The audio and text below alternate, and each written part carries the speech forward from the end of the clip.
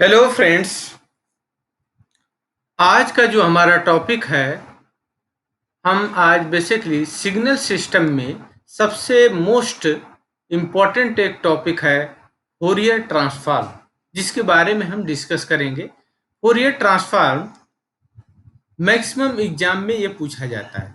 तो हमारा आज का जो टॉपिक है signal and system, signal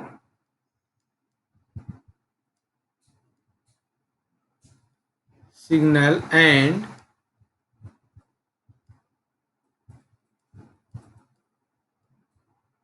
system.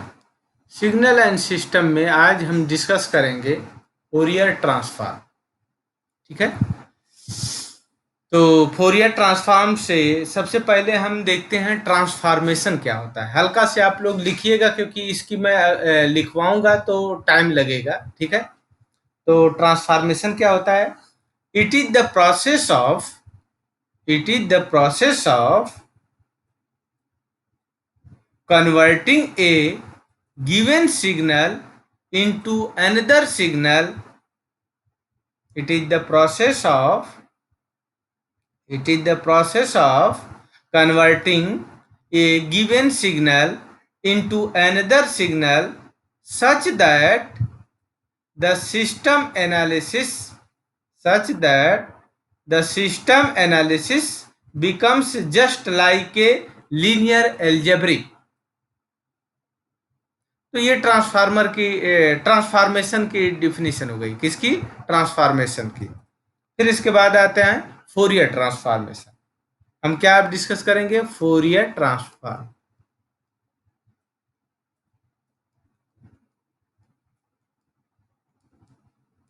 Fourier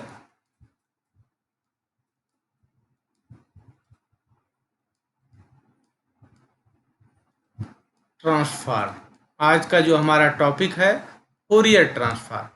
जैसा कि आप लोगों को पहले या प्रीवियस क्लास में आप लोग फोरियर सीरीज पढ़े हैं, फोरियर सीरीज का ही एक्सटेंशन है फोरियर ट्रांसफॉर्म। तो हल्का सा एक लाइन आप लोग डिफिनीशन लिख लीजिए, फिर मैं इसको आगे डिस्कस करता हूँ। Fourier transform is the extension of Fourier series for a aperiodic signal. Fourier transform is the extension of Fourier series for a aperiodic signals. It is used to represent a continuous time non-periodic signal as a superposition of complex sinusoid. ठीक है, तो basically Fourier transform में extension है। Fourier series आप लोग पढ़े होंगे। Fourier series हम किस सिग्नल का कैलकुलेट करते थे? फोरियर सीरीज हम करते थे पेरियाडिक सिग्नल का। लेकिन ए पेरियाडिक सिग्नल के लिए भी और पेरियाडिक सिग्नल दोनों के लिए ही फोरियर ट्रांसफॉर्म होता है। तो एक तरह से फोरियर सीरीज का एक्सटेंशन फॉर्म है। ठीक है, तो फोरियर सीरीज का जो एक्सटेंशन फॉर्म है वो है फोरियर ट्रांसफॉर्म। ठीक है, जिसको शॉर्ट में एफ डॉट टी से रिप्रेजेंट करते हैं। कहीं कहीं F A dot T. F का मतलब फोरियर। फोरियर एक साइंटिस्ट थे, उन्होंने ये ट्रांसफॉर्म दिया था। बेसिकली क्या है ये, क्या कहते, टाइम डोमेन से फ्रीक्वेंसी डोमेन या फ्रीक्वेंसी डोमेन से टाइम डोमेन में ट्रांसफॉर्मेशन के लिए यूज होता है। तो कभी कभी किसी सिग्नल का अगर टाइम डोमेन में पल्स विड्थ बहुत स्मॉल है, जिसकी एनालिसिस हम एग्जैक्ट नहीं कर पाते हैं कि उसका बैंडविड्थ कितनी होगी, उसका एम्पलीट्यूड कितना होगा, उसकी कट ऑफ फ्रीक्वेंसी क्या होगी, तो उसकी एनालिसिस हम नहीं कर पाते हैं। तो अगर हम उसको फोरियर ट्रांसफॉर्म में फोरियर डोमेन में चेंज कर लें, टाइम डोमेन को फोरियर डोमेन में चेंज कर लें, तो उसकी हम एग्जैक्ट एनालिसिस कर पाते हैं। क्योंकि आप जानते हैं, अभी मैं आगे डिस्कस करूंगा, आपको बताऊंगा कि जब टाइम डोमेन में अगर सिग्नल की पल्स विड्थ स्मॉल होती है, तो फ्रीक्वेंसी डोमेन में वो क्या हो जाती है? एक्सपेंड हो जाती है। एक्सपेंड हो जाती है तो पूरे सिग्नल की ढंग से हम एनालिसिस कर सकते हैं। तो आइए देखिए, फोरियर ट्रांसफॉर्म की डिफिनीशन हो गई। अब मैं नहीं, फोरियर ट्रांसफॉर्म का ये डिफिनीशन और ये फार्मूला कहाँ से आया है, ये बेसिकली फोरियर सीरीज में मैं आगे डिस्कस या प्रीवियस लेक्चर में मैं डिस्कस करूंगा, लेकिन अभी मैं फोरियर सीरीज तो डिस्कस नहीं कर रहा हूं। जब मैं फोरियर सीरीज डिस्कस करूंगा तो वहां पे बताऊंगा ये फोरियर ट्रांसफॉर्म का ये फार्मूला कहाँ से आया। बस लेकिन आप ये समझ लीजिए कि ये देखिए फोरियर ट्रांसफॉर्म हमारे पास है। मान लीजिए कोई एक्सटी सिग्नल है, एक्सटी मतलब आप समझ गए होंगे ये टाइम डोमेन का कोई सिग्नल है, और इसको हमें चेंज करना है फ्रीक्वेंसी डोमेन में, तो इस तरह से रिप्रेजेंट करते हैं। और फ्रीक्वेंसी डोमेन में इसको चेंज करेंगे तो ये होगा एक्स और ओमेगा, एक्स ओमेगा। ओमेगा क्या है? फ्रीक्वेंसी, ठीक है। आपका रेडियन पर सेकंड में इसको आप कंसीडर कर सकते हैं। देखिए हमारे पास दो स्टैंडर्ड बुक है, ओपेनम हम एंड साइमन हैकिंस। तो ओपेनम हम में एक्स ओमेगा यूज किया है एंड साइमन हैकिंस में एक्सएफ यूज किया है। दोनों मैं बता देता हूँ, देखिए ध्यान दीजिएगा। साइमन हैकिंस में एक्सटी कोई सिग्नल है तो इसका जो फोरियर ट्रांसफॉर्म होगा उसको रिप्रेजेंट करते हैं, फोरियर ट्रांसफॉर्म इसको रिप्रेजेंट करते हैं कैपिटल एक्स और ब्रैकेट में एफ, ठीक है। अच्छा, कुछ इसमें इस तरह से भी रिप्रेजेंट कर सकते हैं, ये देखिए इसको इस तरह से भी कुछ बुक रिप्रेजेंट की है तो कोई दिक्कत नहीं है। एक्स डॉट जे ओमेगा ये भी यही सेम है, क्लियर। तो इसमें कोई वो टेंशन लेने की जरूरत नहीं है। तो एक्स टी कोई सिग्नल है, एक्स टी क्या है? टाइम डोमेन में है, और इसका फोरियर ट्रांसफॉर्म क्या होगा? X omega. या ये देखिए साइमन हैकिंस में इसको रिप्रेजेंट करते हैं एक्स टी, और इसका फोरियर ट्रांसफॉर्म क्या होगा? X omega. तो मैं अब इसका फार्मूला आपके पास लिखता हूं। देखिए मान लीजिए आपके पास ये देखिए एक्स एफ इक्वल टू होता है 1/2 पाई इंटीग्रेशन, ठीक है। सॉरी, ये मैंने यहाँ पे इसको थोड़ा सा मिस्टेक कर दिया। एक्स एफ नहीं, अभी हम एक्स ओमेगा का लिखेंगे, ठीक है। ये देखिए ध्यान दीजिएगा, एक्स ओमेगा इक्वल टू होगा माइनस इनफाइनाइट से इनफाइनाइट, और ये क्या होगा? एक्स टी ई के power minus J omega T, ठीक है। X omega equal to minus infinite से इनफाइनाइट एक्स टी ई के power minus J omega T. X T क्या है? जो टाइम डोमेन में सिग्नल है। जो भी टाइम डोमेन का कोई भी सिग्नल होगा, अगर हमें उसका फोरियर ट्रांसफॉर्म कैलकुलेट करना है तो हम ये फार्मूला यूज करेंगे, माइनस इनफाइनाइट से इनफाइनाइट एक्स टी ई के power minus J omega T. E के power minus J omega T को एक तरह से कर्नेल बोलते हैं, और ई के power minus J omega T, अगर मैं कर्नेल की बात करूं, ये देखिए अगर मैं इस कर्नेल की बात करूं, ये देखिए केवल इतने पार्ट को देखो, ई के power minus J omega T. तो बेसिकली इसी में दो पार्ट होता है, क्योंकि ये आपका इसको लिख सकते हैं, क्या लिख सकते हैं आप? लिख सकते हैं कॉस, आप ये देखिए इसका आप मैग्नीट्यूड एंड वो दोनों कैलकुलेट कर सकते हैं। कैसे कैलकुलेट कर सकते हैं ये ध्यान दीजिएगा। अगर इसका मैग्नीट्यूड आप कैलकुलेट करें, अगर इसका मैं मैग्नीट्यूड ले लूं तो ये मैग्नीट्यूड इसका क्या होगा? 1 आएगा। क्यों आएगा?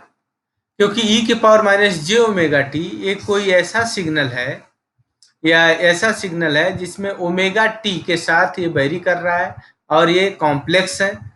तो जैसे जैसे इसका मैग्नीट्यूड लोगे तो इसमें कास और साइन आएगा, तो cos square omega T square, और ये आपका क्या हो जाएगा? साइन। जैसे फॉर एग्जांपल ई के पावर अगर आप जे एक्स लिखते हैं तो इसको क्या लिखते हैं आप?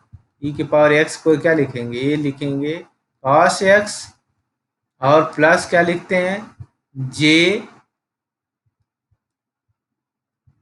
Sine x. थोड़ा सा डिटेल यहाँ पे सोचिए, फिर मैं आगे इस पे आगे बढ़ता जाऊंगा, ठीक है। तो इसी तरह से अगर मेरे पास ई के power minus J omega T है, ई के power minus J omega T है, इसको मैं क्या लिख सकता हूँ? कॉस, और क्या लिख सकता हूँ? Minus omega T. और मैं क्या लिख सकता हूँ बताइए? यहाँ पे जब यहाँ प्लस था तो यहाँ पे प्लस लिखा है, यहाँ पे माइनस लिखेंगे, और माइनस क्या लिखेंगे, जे, और यहाँ पे लिखेंगे आपका साइन, प्लस सी लिखिए क्योंकि आप ओमेगा टी में माइनस यूज कर चुके हैं, साइन माइनस ओमेगा टी। तो अगर इसको ओपन आप करेंगे तो cos minus theta equal to cos theta होता है, तो ये हो जाएगा आपके पास कास ओमेगा टी हो जाएगा, ठीक है। और ये देखिए आ जाएगा साइन ऑड सिग्नल है, तो sine minus theta equal to sine theta minus sine theta हो जाएगा, तो ये हो जाएगा जे साइन क्या हो जाएगा ओमेगा टी। तो ये कोई आपका ये देखिए कर्नेल आ गया, इसको मान लीजिए हमने कर्नेल को के टी से रिप्रेजेंट कर रहे हैं, के टी से रिप्रेजेंट कर रहे हैं। तो आप देखिए अगर के टी का मैं के टी का अगर मैं मॉड ले लूं, के टी का अगर मैं मॉड ले लूं तो आप बताइए कॉस ओमेगा टी का whole square plus sine omega T का स्क्वायर, इसका क्या वैल्यू आ जाएगी 1, इसका मैग्नीट्यूड तो 1 होगा, ठीक है, मैग्नीट्यूड कितना होगा 1 होगा। लेकिन अगर इसको मैं रिप्रेजेंट करूं, इस देखिए इस सिग्नल को अगर मैं रिप्रेजेंट करूं, थोड़ा सा मैं डिटेलिंग में जा रहा हूं, अदरवाइज आगे इस पे न्यूमेरिकल लगाना बहुत आसान है, ठीक है। ये देखिए अगर इस सिग्नल को मैं रिप्रेजेंट करूं तो ये एक सर्कल बनेगा, क्या बनेगा, एक सर्कल बनेगा। कैसे बनेगा सर्कल, ये देखिए इस तरह से एक सर्कल मैं बना रहा हूं, यहाँ पे एक सर्कल बना रहा हूं और यहाँ से ये देखिए ये आपका है ओमेगा टी, क्योंकि आप देखिए ओमेगा टी की वैल्यू आप 0 रखिए, ई के पावर 0 रखिए तो कितना होगा, ई के पावर 0 की वैल्यू 1 होगी, ये देखिए यहाँ पे ये पोजीशन। फिर ओमेगा टी की वैल्यू आप कुछ रखिए तो नेगेटिव नेगेटिव एंगल आएगा, नेगेटिव आएगा, ओमेगा टी की वैल्यू आप ई के पावर थीटा, थीटा की वैल्यू आप नेगेटिव बढ़ाते जा रहे हैं, तो ये आपका एंटी क्लॉकवाइज चलेगा, किस में चलेगा, एंटी क्लॉकवाइज चलेगा। तो ये देखिए ये जो है इस तरह से आपका ये आपका मूव करता रहेगा इस तरह से, ये देखिए, लेकिन इसका मैग्नीट्यूड कितना होगा 1 होगा, एंगल बार बार चेंज होता रहेगा, यहाँ पे एंगल कितना है 0 है, यहाँ पे एंगल कितना है 0। अरे भाई ई के पावर जे थीटा, ई के पावर जे थीटा, थीटा क्या है एंगल, ये देखिए ई के पावर माइनस जे थीटा, थीटा क्या है बेसिकली यहाँ पे थीटा किससे रिप्रेजेंट किया जा रहा है ओमेगा टी से, और माइनस लगा है तो माइनस क्या लगेगा आपको अपोजिट डायरेक्शन में दिखाएगा, अगर प्लस रहता तो हम एंटी क्लॉकवाइज में मूवमेंट होता है, ठीक है, और प्लस है तो ये किधर होगा आपका क्लॉकवाइज में मूवमेंट होगा। तो ओमेगा टी इक्वल टू अगर मैं 0 रखूं, ओमेगा टी इक्वल टू अगर 0 रखूंगा तो इसकी वैल्यू कितनी आएगी 1 आएगी, तो ये पोजीशन आएगी। ओमेगा टी की वैल्यू आप बढ़ाते जाइए तो देखिए एंगल ये चेंज हो जाएगा, फिर इसके बाद और बढ़ाइए तो ये देखिए ये एंगल आएगा, इस तरह से एंगल आपका वेरी करेगा, ये आपका एंगल इस तरह से वेरी करता जाएगा। तो बेसिकली इस तरह से इसका वेरिएशन हो रहा है। फोरियर ट्रांसफॉर्म जो है जनरली लोग केवल फार्मूला याद कर लेते हैं, उसका फिजिकल सिग्निफिकेंस नहीं समझते हैं रियल में हो क्या रहा है। देखिए ये एंटी क्लॉकवाइज इसका वेरिएशन हो रहा है। तो ये मैं अभी केवल इतने पार्ट का डिस्क्रिप्शन दिया हूं, किसने ई के power minus J omega T का, ठीक है। तो किसी भी सिग्नल का अगर फोरियर ट्रांसफॉर्म हमें कैलकुलेट करना है तो आप क्या करिए एक्स टी ई के power minus J omega T, omega T, T क्या है टाइम डोमेन, टी की वैल्यू आप चेंज करते जाइए, टी की वैल्यू आप 0 से लेके इनफाइनाइट तक चेंज करिए तो हर पोजीशन पे हर अलग अलग ओमेगा आएगा। क्यों आएगा, देखिए टी इक्वल टू 0 रखिए तो यहाँ पे ओमेगा की वैल्यू भी क्या हो जाएगी 0 रखिए, टी की वैल्यू 1 रखिए, टी की वैल्यू 1 रखिए तो आपका वन ओमेगा हो जाएगा, टी की वैल्यू 2 रखेंगे तो 2 ओमेगा हो जाएगा, टी की वैल्यू 4 रखेंगे तो 3 ओमेगा हो जाएगा। तो इस तरह से इसका वेरिएशन होता रहेगा कॉम्प्लेक्स में, ठीक है। तो बेसिकली फोरियर ट्रांसफॉर्म का ये देखिए, अब ये जो फार्मूला है ये इसी को हम बार बार यूज करेंगे, ये बोलते हैं एक्स ओमेगा इक्वल टू ये क्या होगा माइनस इनफाइनाइट से इनफाइनाइट, माइनस इनफाइनाइट से इनफाइनाइट एक्स टी, और ये हो जाएगा ई के power minus J omega T and D T. ठीक है। अच्छा, इसमें दो चीज होता है, इसको एनालिसिस इक्वेशन बोलते हैं। जैसे मान लीजिए कोई टाइम डोमेन में सिग्नल दिया है तो इसको बोलते हैं एनालिसिस इक्वेशन। क्या बोलते हैं? इसको बोलते हैं एनालिसिस इक्वेशन, क्योंकि इससे हम क्या करते हैं, टाइम डोमेन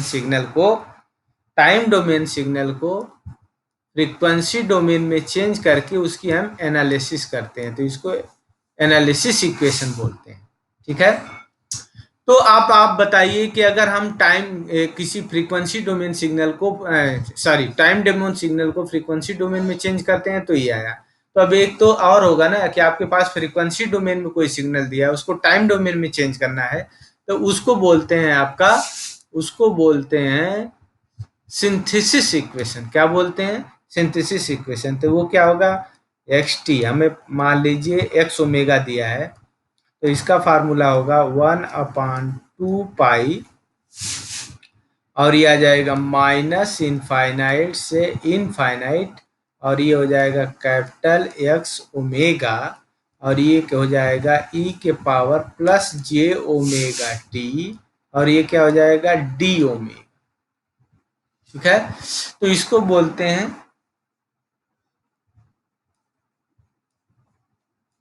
सिंथेसिस इक्वेशन। ठीक है। बेसिकली क्या कर रहे हैं हम क्या कर रहे हैं, हम जो है फ्रीक्वेंसी डोमेन में जो सिग्नल दिया था उसको फिर से रिकंस्ट्रक्ट करके टाइम डोमेन में ला रहे हैं, क्योंकि हम एनालिसिस कर लिए। कोई भी टाइम डोमेन में सिग्नल है, बहुत उसकी पल्स विड्थ स्मॉल है, उसकी हम एग्जैक्ट टाइम डोमेन में कभी कभी एनालिसिस नहीं कर पाते हैं, उसको हम फ्रीक्वेंसी डोमेन में चेंज करते हैं, फ्रीक्वेंसी डोमेन में चेंज करके फिर उसको हम टाइम डोमेन में लाते हैं। तो उसके लिए हमें सिंथेसिस इक्वेशन चाहिए। तो ये जो दोनों हमने लिखवाया है, बेसिकली यही फार्मूला पूरे हम यूनिट में यूज करेंगे। क्या क्या? ये देखिए, ये कंटिन्यूअस टाइम डोमेन सिग्नल के लिए हम बात कर रहे हैं, जिसका फोरियर ट्रांसफॉर्म है। आगे हम लोग डिस्कस करेंगे DTFT, discrete time Fourier transform. ठीक है। ये हम जो डिस्कस कर रहे हैं ये हम कंटिन्यूअस टाइम के लिए यूज कर रहे हैं, जैसा कि आप लोग ये फैमिलियर हैं, ये सब जानते होंगे। ठीक है। चलिए ठीक है, और आगे बढ़ते हैं। तो ये जो हमने इक्वेशन लिखा है ये बेसिकली आपका है ओपेनम हम में हम ये यूज करते हैं। ओपेनम हम जो स्टैंडर्ड बुक है आपका सिग्नल सिस्टम की, सबसे बेस्ट बुक है ओपेनम हम। ठीक है। तो उसमें हम ये यूज करते हैं। अगर साइमन हैकिन्स की बात किया जाए, जो साइमन हैकिन्स में हमने बताया था कि साइमन हैकिन्स में अलग यूज किया जाता है, उसमें यूज किया जाता है एक्सेफ। क्या यूज किया जाता है? एक्सेफ। एक्सेफ इक्वल टू क्या होगा, ये देखिए होगा माइनस इनफाइनाइट से इनफाइनाइट, दोनों हम लिख देते हैं, लेकिन हम ओपेनम हम को स्टैंडर्ड मान के चलेंगे, उसी को फॉलो करेंगे, क्योंकि उसी से पेपर आता है आपके पेपर उसमें एग्जाम में। तो एक्स टी इक्वल टू ये हो जाएगा ई के पावर माइनस जे 2 पाई एफ टी, और ये हो जाएगा डी टी। ये आपका साइमन हैकिन्स के अकॉर्डिंग ये फोरियर ट्रांसफॉर्म है। देखिए, एनालिसिस इक्वेशन हो गया, इसी तरह सिंथेसिस इक्वेशन हो जाएगा एक्स टी इक्वल टू, इसमें 1/2 पाई लगाने की जरूरत नहीं है, ये हो जाएगा माइनस इनफाइनाइट से इनफाइनाइट, और ये हो जाएगा एक्स एफ, और ये हो जाएगा ई के पावर जे 2 पाई एफ टी डी एफ। ठीक है। तो बेसिकली साइमन हैकिन्स ये यूज करता है। ठीक है। साइमन हैकिन्स जो बुक है उसमें ये यूज करते हैं। जस्ट ऊपर हम जो यूज किए हैं वो आपका ये जो है ये इसके लिए एनालिसिस इक्वेशन है, सॉरी, ये इसके लिए एनालिसिस इक्वेशन है, और ये आपका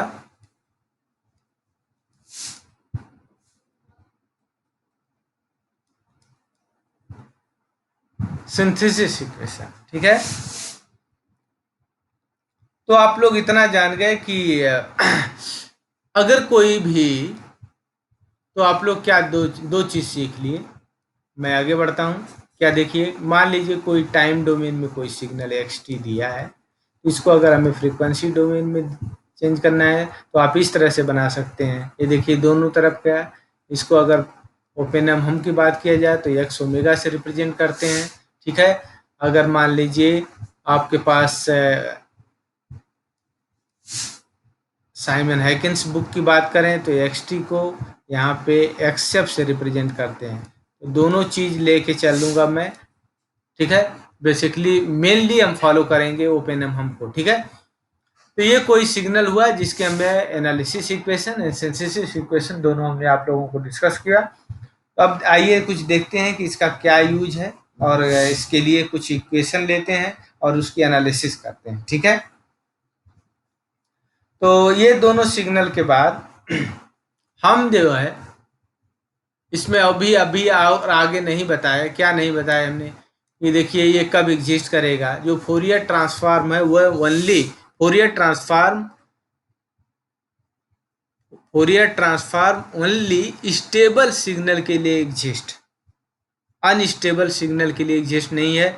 जैसा कि आप लोग प्रीवियस जानते होंगे स्टेबल सिग्नल और अनस्टेबल सिग्नल क्या होते हैं, या मैं कहूँ कि फोरियर ट्रांसफॉर्म आप उसी सिग्नल का कैलकुलेट कर सकते हैं जो बीबीओ हो। बीबीओ मतलब बाउंडेड इनपुट बाउंडेड आउटपुट हो।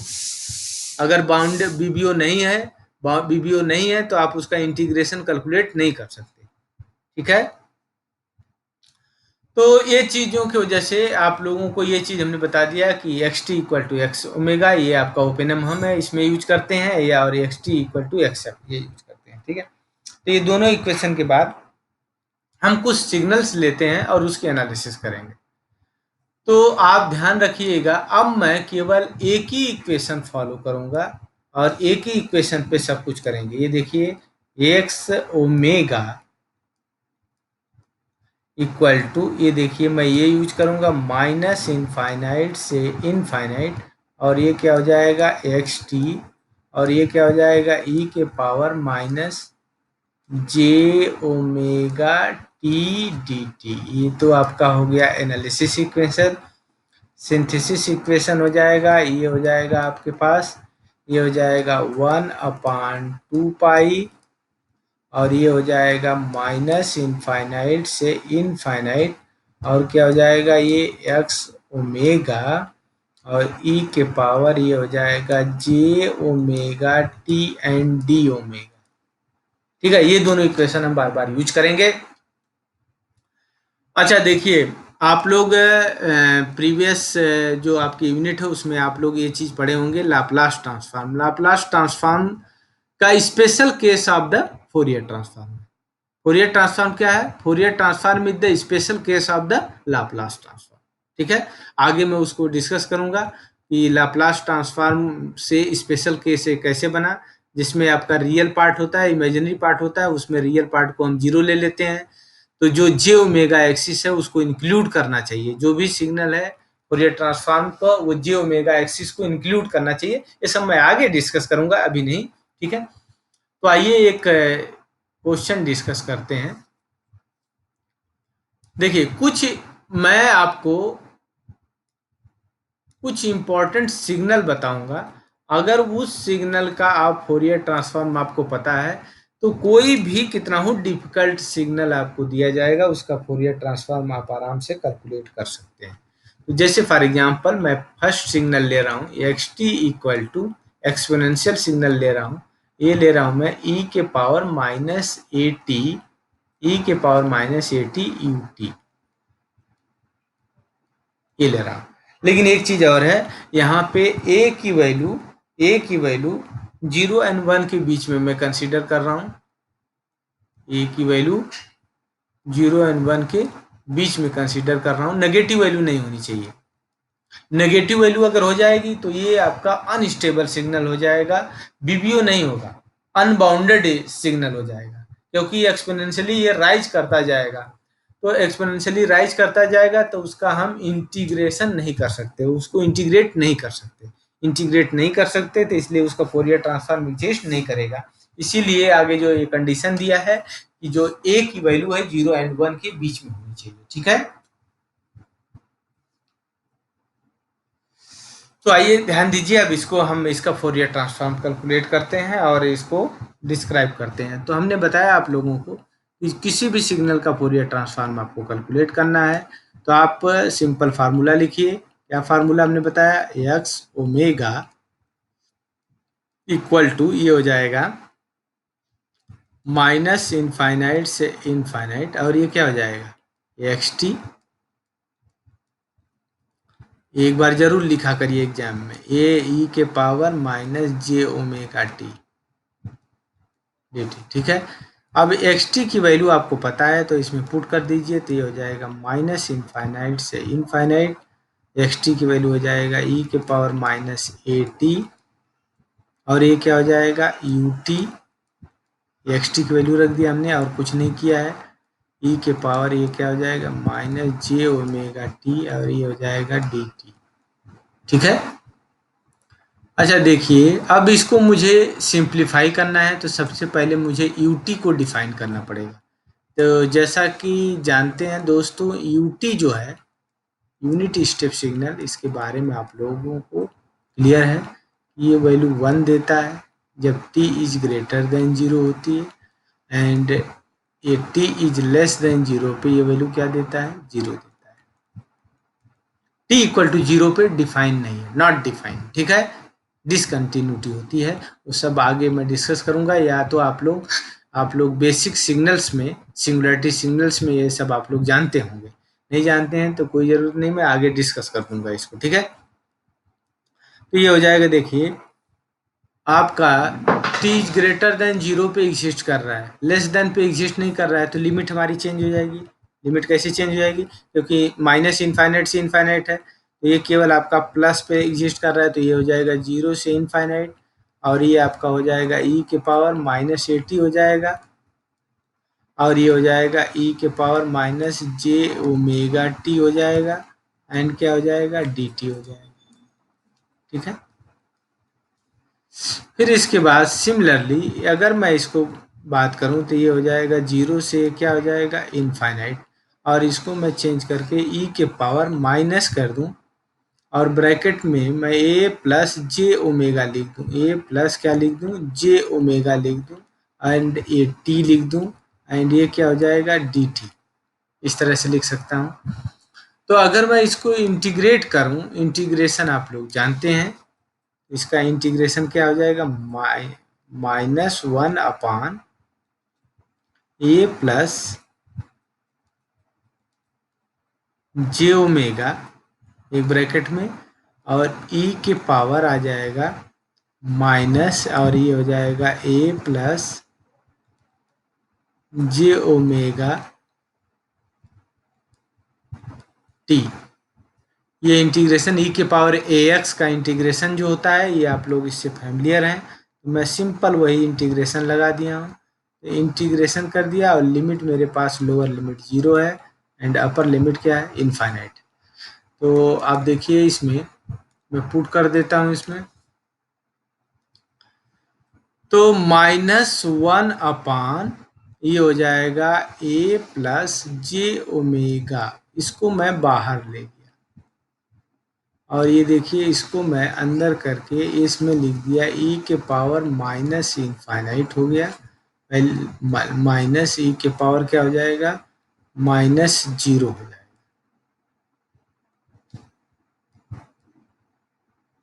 ये हो जाएगा -1 अपान क्या हो जाएगा a प्लस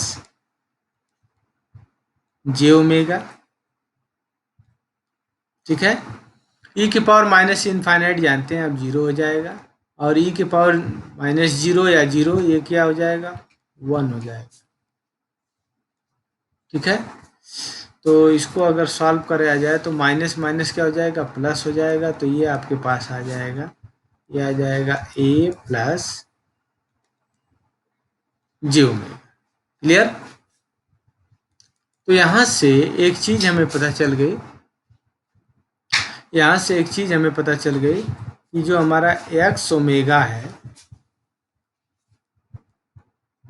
वो आ जाएगा 1/a+j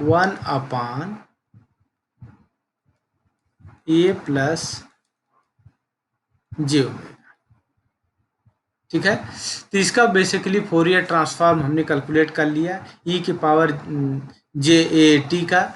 तो ये देखिए इसका फोरियर ट्रांसफॉर्म क्या आया, आप लोग इसको नोट करिए क्योंकि इसको मैं बार बार आगे यूज करूंगा। एक कुछ सिग्नल्स हैं जो केवल 5-6 सिग्नल हैं, अगर इनका फोरियर ट्रांसफॉर्म आप जानते हैं तो आप किसी भी सिग्नल का फोरियर ट्रांसफॉर्म कैलकुलेट कर सकते हैं उसमें, इनकी हेल्प से, क्योंकि इन्हीं से वो सब सिग्नल बने होंगे।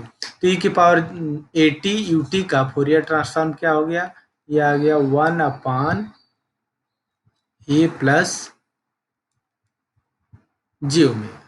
ये आ गया। अब इसकी थोड़ा सा मैं एनालिसिस करता हूँ। ये मैं फ्रीक्वेंसी डोमेन में ले गया, ये देखिए ये टाइम डोमेन में था, तो इसको मैं फ्रीक्वेंसी डोमेन में ले गया।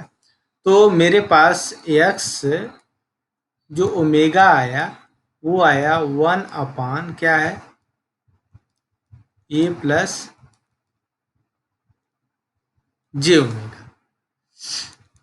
बेसिकली इसका दो प्लॉट मैं करना चाहता हूँ, एक मैग्नीट्यूड प्लॉट एंड एक फेज प्लॉट। मैग्नीट्यूड प्लॉट में ये देखिए ये आपका हो जाएगा एक्स और ये क्या हो जाएगा ओमेगा, ये आपका क्या हो जाएगा 1 ये हो जाएगा रूट में क्या हो जाएगा a² प्लस ओमेगा स्क्वायर। इसका तो ये मैग्नीट्यूड हो गया। इसी तरह अगर मुझे एंगल इसका निकालना रहे, मैं कुछ एनालिसिस करना चाह रहा हूँ, ये देखिए एंगल निकालना रहे तो मेरे पास आ जाएगा -tan−1 क्या आ जाएगा ओमेगा बाई क्या आ जाएगा a, ओमेगा बाई क्या आ जाएगा a।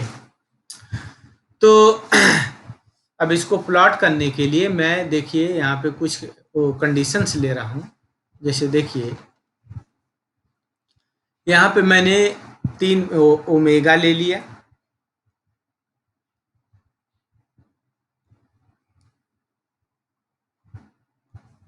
ओमेगा ले लिया और यहाँ पे मैंने मैग्नीट्यूड ले लिया। मैग्नीट्यूड क्या ले लिया एक्स ओमेगा का मॉड,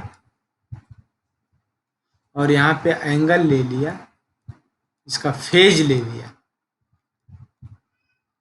बेसिकली मैं एनालिसिस करना चाहता हूँ कि ये किस टाइप का सिग्नल है, इसका वेरिएशन कैसा है। तो ओमेगा हमने 0 ले लिया और ओमेगा हमने इनफाइनाइट ले लिया। जब ओमेगा 0 लेंगे तो यहाँ पे देखिए मैग्नीट्यूड में ओमेगा 0 पुट करते ही 1/a² आ जाएगा, तो इसका मतलब 1/a आ जाएगा।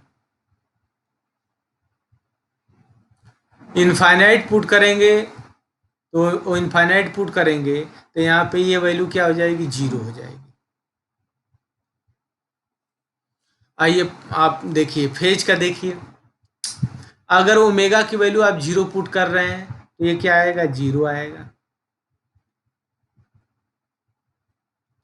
Omega equal to infinite put कर रहे हैं तो क्या आएगा -π/2 आएगा या 90 डिग्री आएगा। मैं एक और ले रहा हूँ ओमेगा की वैल्यू, अगर मैं ओमेगा 0 एंड ओमेगा की वैल्यू अगर मैं a ले लूँ, क्या ले लूँ a, ओमेगा की वैल्यू अगर मैं a ले लूँगा तो ये हो जाएगा 1/a√2, ये क्या आ जाएगा 1/a√2 आ जाएगा। a² प्लस a² हो जाएगा 2a², तो ये स्क्वायर बाहर हो जाएगा तो 1/a, और इसी तरह से ये एंगल आ जाएगा -π/4 आ जाएगा, -π/4 आ जाएगा। तो अगर मैं इसकी प्लॉटिंग करूं फेज स्पेक्ट्रम जिसको बोलते हैं, देखो मैग्नीट्यूड एंड फेज, जब मैग्नीट्यूड प्लॉट हम करते हैं तो उसको मैग्नीट्यूड स्पेक्ट्रम बोलते हैं, एंड फेज प्लॉट करते हैं तो उसको फेज स्पेक्ट्रम बोलते हैं। ठीक है, तो आइए ध्यान दीजिए, हम लोग दोनों प्लॉट करने चल रहे हैं, magnitude and phase spectrum. First हमारा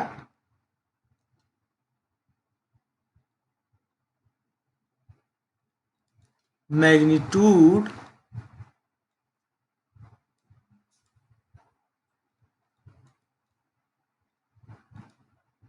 स्पेक्ट्रम, ठीक है। तो मैग्नीट्यूड स्पेक्ट्रम हम प्लॉट करने चल रहे हैं और इधर हम फेज स्पेक्ट्रम करेंगे।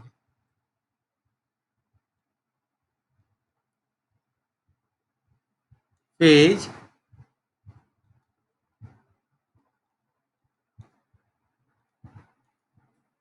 स्पेक्ट्रम, ठीक है। Magnitude spectrum and phase spectrum, तो हमने उसके लिए क्या किया, ये देखिए यहाँ पे हमने एक एक्सिस ले लिया,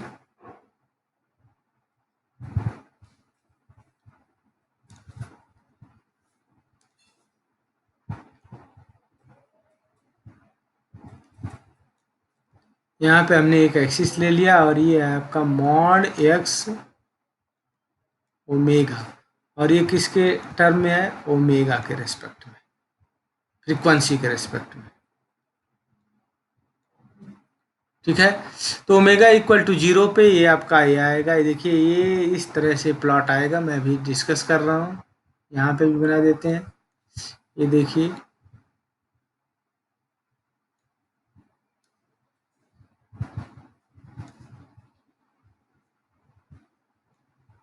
ये ओमेगा हमने ले लिया, यहाँ पे एंगल हमने ले लिया एक्स ओमेगा। तो ध्यान दीजिएगा, ये आपका देखिए ये माइनस इनफाइनाइट से ये इंक्रीज होते हुए इस तरह से गया, ओमेगा इक्वल टू 0 पे ये इस तरह से होते हुए ये रिप्लिका बनेगा, इस तरह से आप देखिए, ध्यान दीजिएगा ये बन जाएगा ओमेगा इक्वल टू 0 पे इसकी जो ये वैल्यू आ रही है, इसकी जो वैल्यू आ रही है ये आ रही है 1/a, और ये देखिए ओमेगा इक्वल टू इनफाइनाइट पे इसकी वैल्यू क्या आ रही है, 0। इधर भी ओमेगा इक्वल टू इनफाइनाइट पे इसकी वैल्यू क्या आएगी, ओमेगा इक्वल टू इधर भी इनफाइनाइट अगर आप करेंगे तो इसकी वैल्यू क्या आएगी, 0। लेकिन अगर ओमेगा इक्वल टू मैंने ए ले लिया, ये ध्यान दीजिएगा, ओमेगा इक्वल टू अगर मैंने ए ले लिया, दोनों तरफ मैं दिखा रहा हूँ, चाहे पॉजिटिव रखिए चाहे नेगेटिव रखिए, ओमेगा इक्वल टू ए, और यहाँ पे भी ओमेगा इक्वल टू क्या रखिए, ए। तो यहाँ पे देखिए इस तरह से ये वैल्यू आएगी, और ये वैल्यू जो आएगी ये आपकी आ रही है 1/a√2।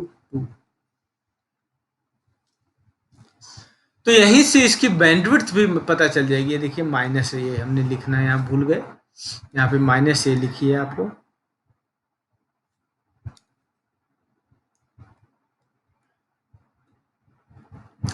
तो इसकी बैंडविड्थ भी पता चल गई, इसकी कट ऑफ फ्रीक्वेंसी भी, लोअर कट ऑफ फ्रीक्वेंसी भी आपको पता है, हायर कट ऑफ फ्रीक्वेंसी भी पता है, और 0 पे मैक्सिमम एम्पलीट्यूड भी पता है। तो इसकी पूरी एनालिसिस हो गई। एक तरह से ये आप देखिए कि ये लो पास फिल्टर की तरह वर्क कर रहा है, एक बैंड को पास कर रहा है और इसके बाद आपका लो फ्रीक्वेंसी को पास कर रहा है और हाई फ्रीक्वेंसी को क्या कर रहा है, स्टॉप कर रहा है। तो एक तरह से लो पास फिल्टर की तरह वर्क कर रहा है, और इसकी दो cut off frequency, maximum amplitude का 1/√2 रह जाए, मैक्सिमम एम्पलीट्यूड का 1/√2 रह जाए, तो उस पर दो कट ऑफ फ्रीक्वेंसी मिलती है, lower cut off frequency and upper cut off frequency. तो इसकी बैंडविड्थ 2a हो जाएगी। तो इससे सिग्नल की अगर मुझे बैंडविड्थ की बात किया जाए, बैंडविड्थ अगर मुझे एनालिसिस करना है तो इसका क्या हो जाएगा, 2a बैंडविड्थ हो जाएगी। Lower cut off frequency minus से, अपर कट ऑफ फ्रीक्वेंसी ए हो गया, ठीक है। एम्पलीट्यूड आपका इसका देख ही रहे हैं 1/a। तो एक तरह से ये फिल्टर की तरह वर्क कर रहा है। अगर मैं सिमिलरली अगर मैं इसका फेज प्लॉट करूं, फेज प्लॉट करेंगे तो देखिए आपका ओमेगा जब आपने नेगेटिव दिया था तो ये देखिए इस तरह से आएगा, यहाँ से इस तरह से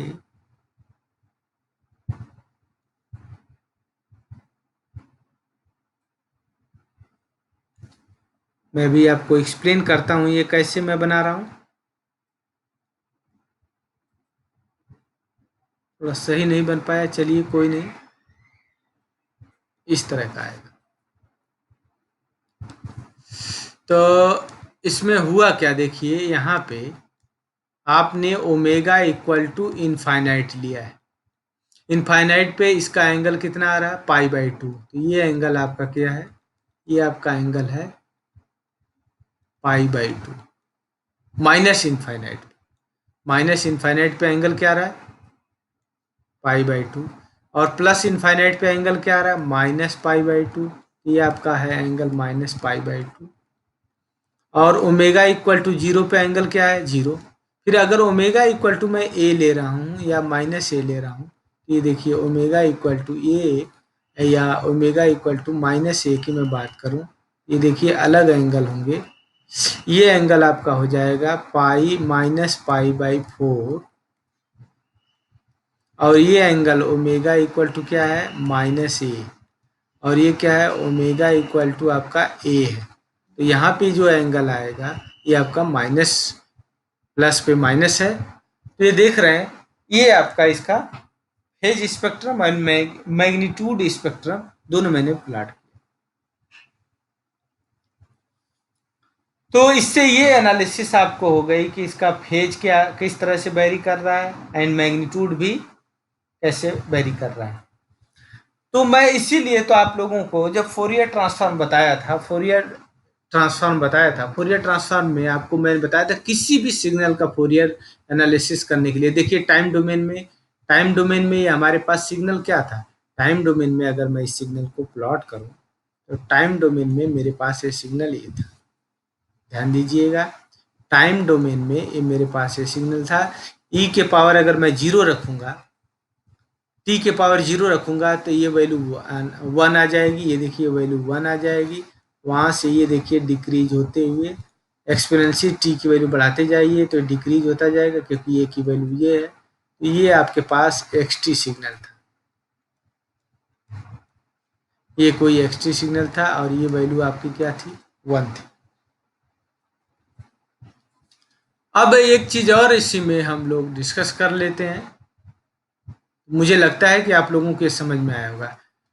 तो फोरियर ट्रांसफॉर्म मैंने कहा था कि फोरियर ट्रांसफॉर्म हमेशा आपका बीबीओ होना चाहिए सिग्नल, या bounded input and bounded output होना चाहिए, या स्टेबल होना चाहिए।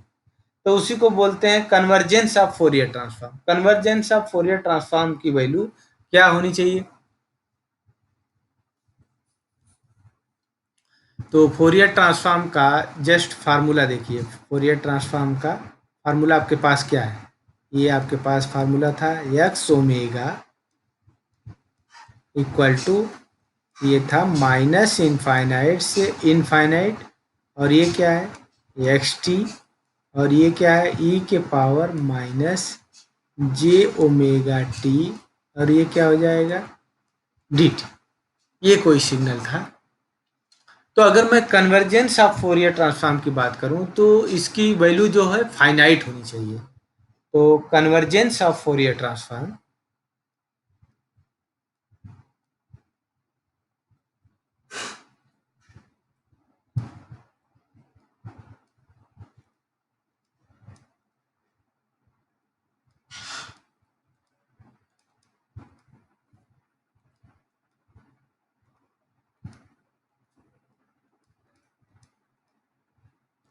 कन्वर्जेंस ऑफ फोरियर ट्रांसफॉर्म की बात किया जाए तो जो हमारा मॉड एक्स ओमेगा है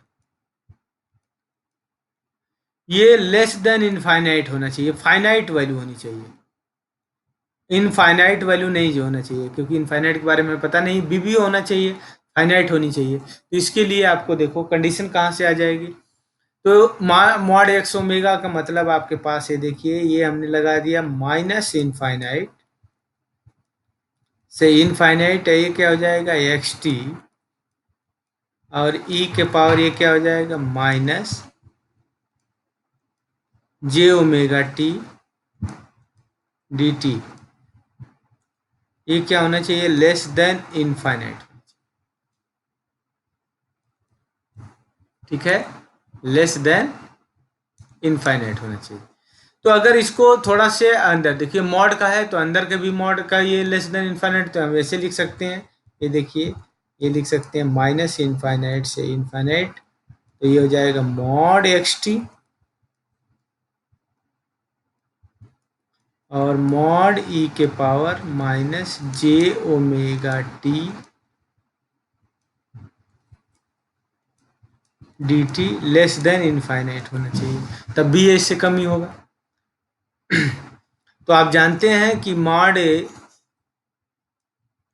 ई के power minus J omega T मैं पहले ही बता चुका, इसकी मैग्नीट्यूड कितना होता है, 1 होता है।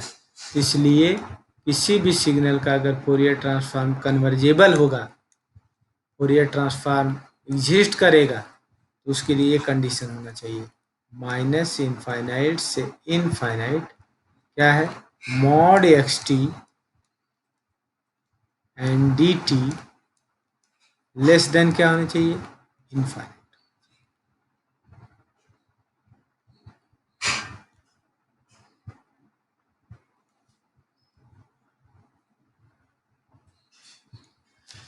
तो आज के लेक्चर में इतना ही, नेक्स्ट लेक्चर में मिलेंगे, इसके आगे हम लोग डिस्कस करेंगे। ठीक है, थैंक यू।